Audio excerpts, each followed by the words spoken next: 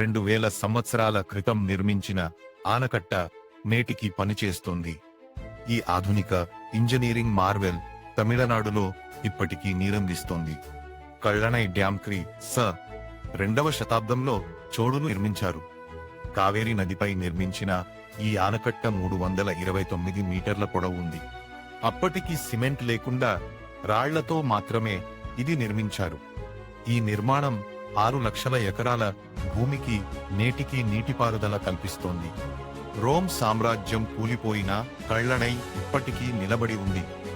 Hydraulic engineering సూత్రాలు అప్పటి వారికి తెలుసు అని నిరూపిస్తోంది.